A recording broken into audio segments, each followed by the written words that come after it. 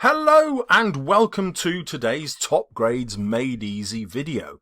We're going to read a story sent in by a viewer. Although it's only a short story of under 450 words, you are going to learn an enormous amount. So there are 6 things I'll draw your attention to that grade 7 story writers can do. However, there are also 5 typical mistakes, and that's why you're here.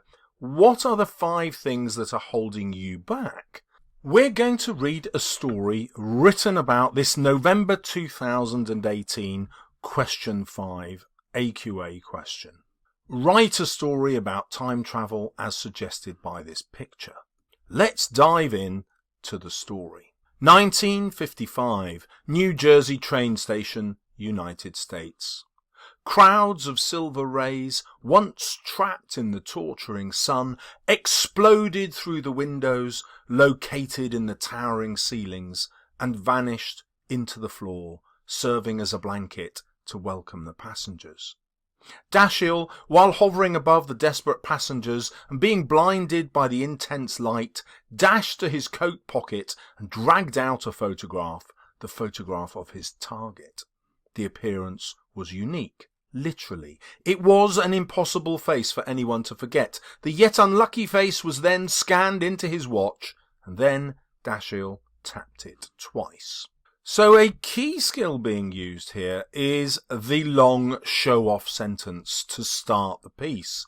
Now, where writers go wrong is they just chuck in a load of description to prove that they can describe, and that description doesn't help the story. Let me show you how this student overcomes this, and it's through the power of verbs. We have this violent sort of imagery through the word trapped and exploded attached to just rays of light. That sets up a theme of violence, and then we've got this very interesting idea of the light vanishing into the floor. Now that verb is going to be really important when we get to the end of the story. It's brilliantly crafted because you should have worked out we're in something slightly science fiction-y. We've got a very deliberate date, 1955, but when we come down here, we have this lead character, Dashiell, tapping on a watch and using it to scan.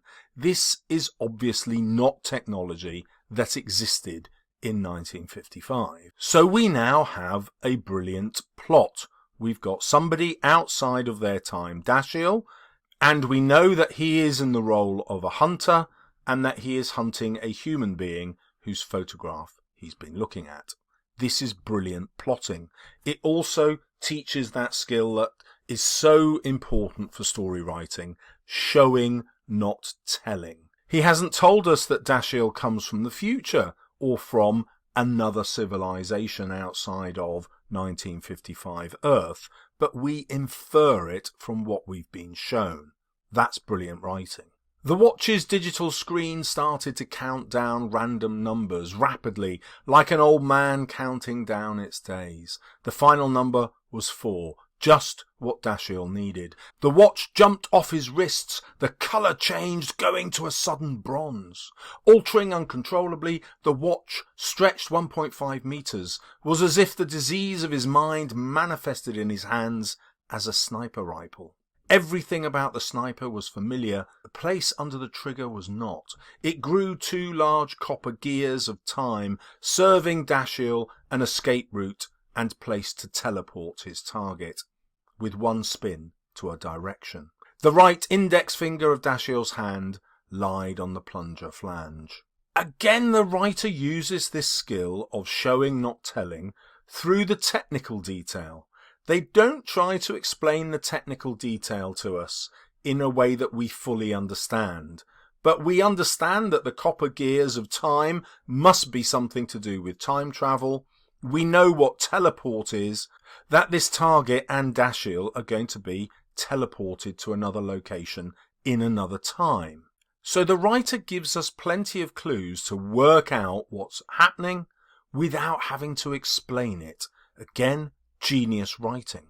The right index finger of Dashiell's hand lied on the plunger flange, ready to inject a bullet through the needle and into the victim. The weapon was perfect, perfect for the last specimen containing citrophil. Outside, once the scope was set, Dashiell spotted a familiar face. Cocooned in black, black shoes, black coat and black hat, the recognizable face walked into range with his curtain of black and pearly white hair blocking his ears.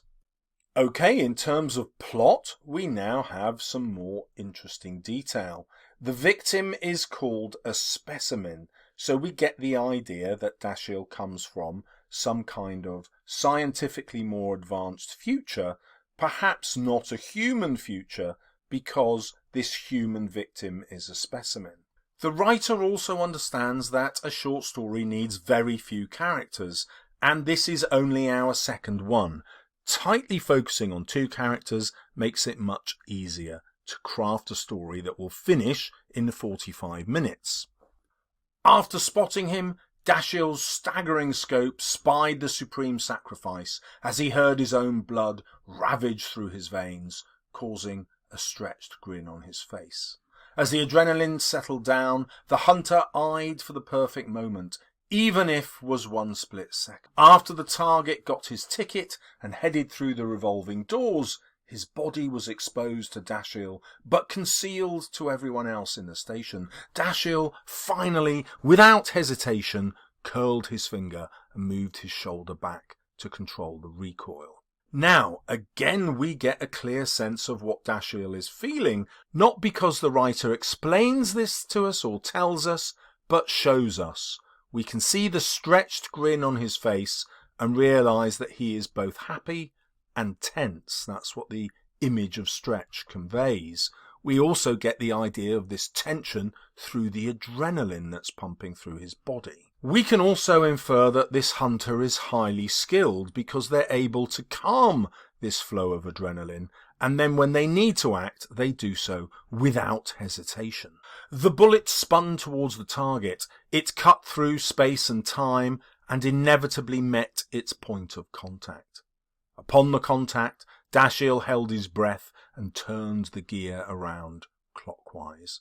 The target's every single cell had dissipated and travelled with its killer. They were both gone. Now, before we get to the twist, let's think about the skill of the plotting here. This line breaks the rule that I was telling you about showing and telling. The target's every single cell had dissipated and travelled with its killer. Well, one reason for that is we couldn't possibly work this out for ourselves because it's outside the experience of reality as we experience it, so there needs to be some explanation. However, look at the use of the word clockwise. It could be, in this story, that the hunter is just teleporting this victim elsewhere in 1955.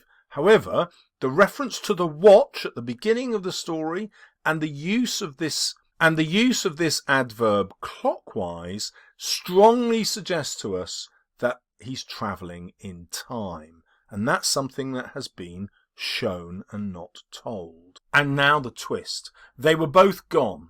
This marked Dashiell's 34 living specimen, Mr. Einstein. Now, obviously, this is a fantastic twist because we now know why the face was so recognizable, and obviously, you probably have enough knowledge to know that Einstein wrote about the theory of relativity, which dramatically affects our understanding of space and time.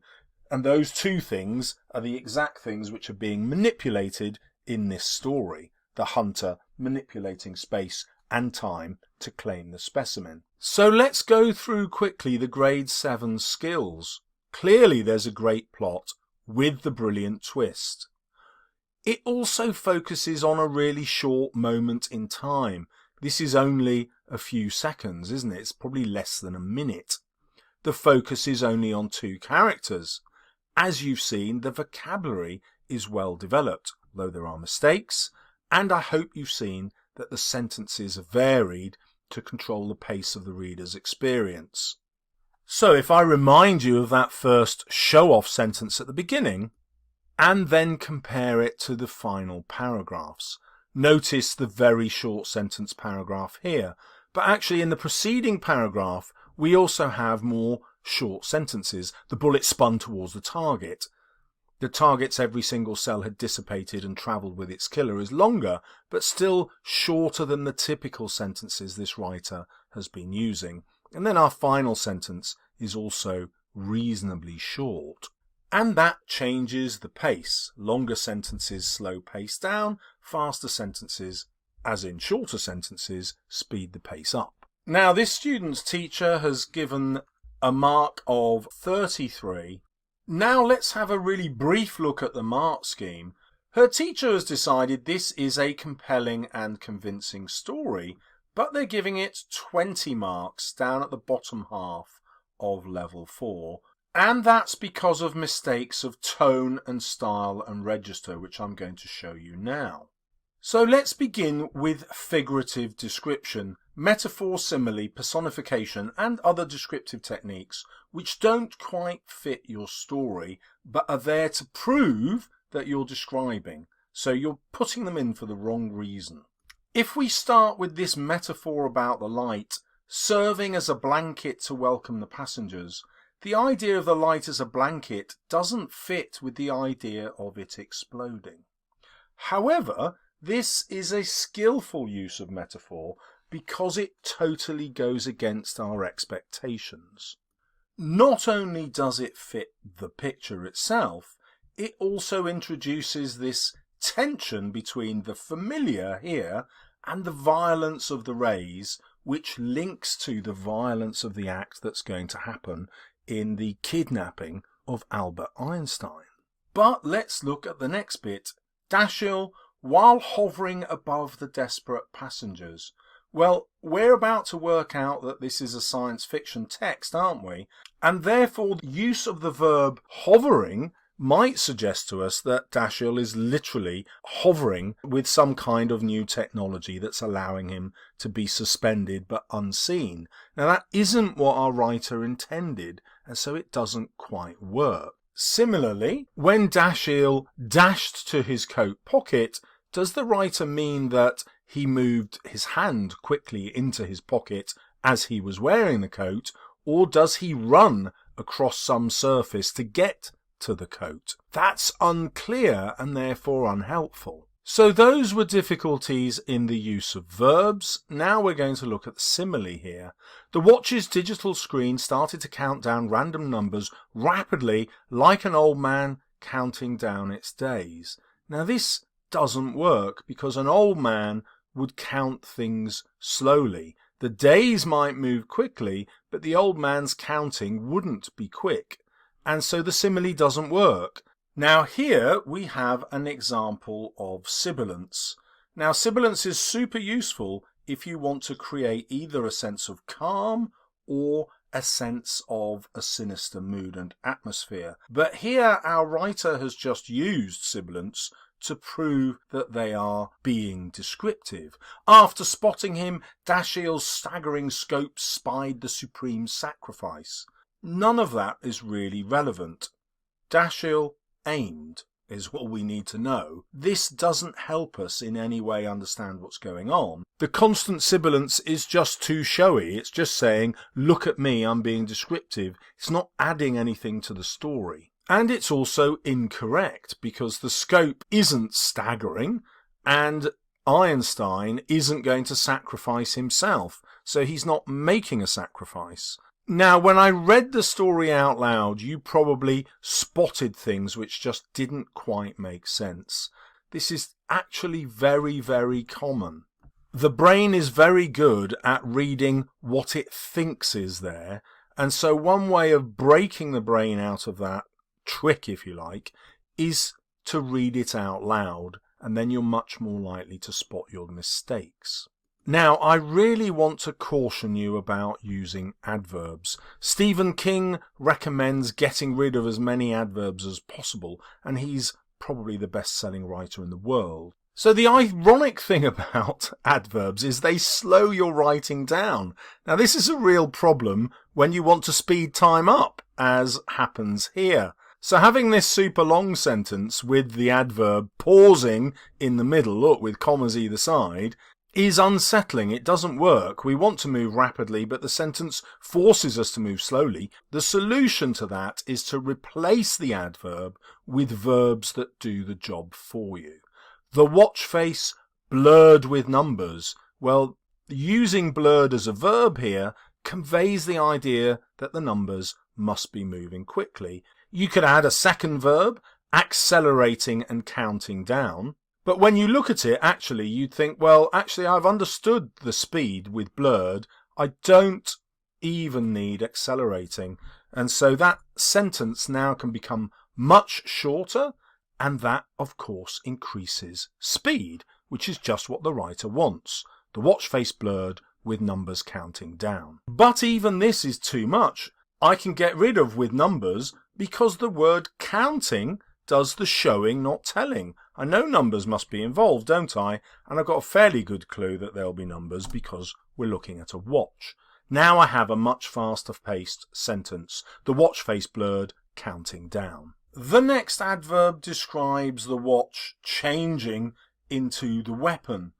Altering uncontrollably, the watch stretched 1.5 meters. Again, the adverb does the opposite of what's intended here. If the watch is stretching to become a weapon that is precisely 1.5 meters long, that is actually total control, the complete opposite of the adverb that's being used. We see this contradiction again with finally. Dashiell finally, without hesitation, curled his finger and moved his shoulder back to control the recoil. Well, the whole point of this is that there is no hesitation, but the introduction of finally and the two commas dramatically lengthens the time, and it's the wrong drama. We want the time to speed up. If we got rid of the adverb, we could write, he didn't hesitate, his finger curled, his shoulder braced to control the recoil. Then we get short sentences which speed up time and give us the idea that the shot, the assassination, or the teleportation is just about to happen. Now, when we come to the final adverb, inevitably, the point of slowing down time works. It matches with the idea of Dashiell holding his breath, because this is a momentous moment. Slowing down time here is just what the writer wants.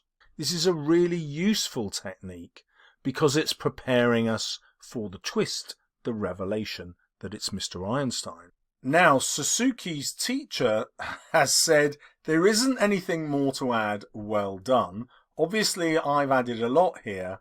Her teacher pointed out that under time conditions, under the pressure of an exam, this story would score really, really highly.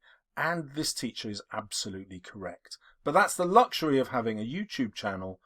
I can explain for you in more detail so that you can do much more than just write to a good standard. You can become a really, really good writer. And Sasuke, thank you very much for sharing this, and I look forward to your stories in the future. If you would like to find out how to write even better stories, check out 2 of the videos appearing now.